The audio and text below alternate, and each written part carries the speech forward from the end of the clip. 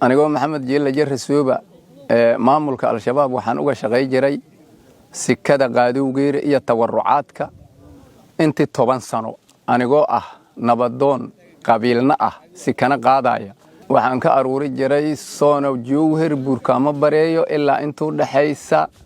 dabagaab raagceel inta ka sukaysa isbedel waxa ii muuqdo waxtar oo waxgal oo maaragtay oo wanaag ka muuqdo anigana hadda mugaas aan saas dhaxayay ma isqarihayn ma leexleexayn ma dhaqaajihayn ma gagambahayn waxaan ka rajayaa nabadgelyo iyo wanaag iyo wadajir iyo gobolkoo nadiif maalmaha waxaan maartay howlgal ka wadnay tuulada warciisa iyo wardagax muddo 3 maalmooda howlgalkaas oo lagu nadiifiyay haraadiga ka helay nimankii qawaariijta ahaa oo ummadda dhibaatada u geysay wadankan alxamdulillah waxaan noo suurta gashay in dad badan oo kamid ah dadkii maartay la shaqeeyay nimankii nabadiidka ahaa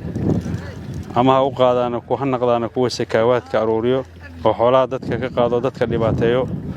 ama ha naqdana kuwa hore u dhibaateeyo dad badan oo deegaankan kamid ahay ciidamadii macaawisleyda oo guryahoodii iyo xoolahoodii in la dhac ka shaqeeyay guryahoodana in la guba ka shaqeeyay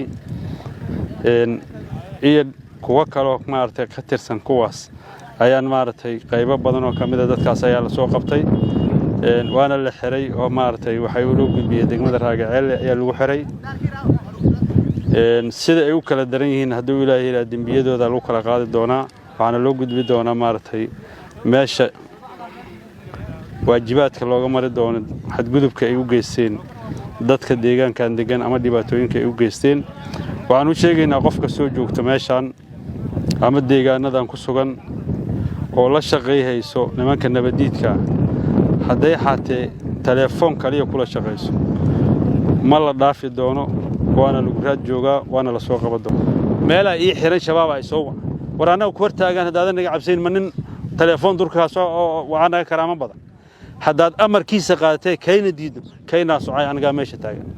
waana ballan in tilaab laga qaado qof waliba ganacsigeeda ha furato si xurriyada ha u shaqeysato shabaab meesha ma joogo mana soo socdo mana soo naqahay qof kastaba si xurriyada inuu u shaqeysatay sharaf ku noolaataan rabnaa aad iyo aad dadka deegaankan joogo waxaan u sheegaynaa dadkii hadda ka hor wixii ka horeeyay dadka u tiftifay ama dadka u rufiyaanay ama dadka maarta wararka beenta u sheegay dadka ee ku dhibaatay jira shabaab maalintan ku helno ciqaab ayay la kulmi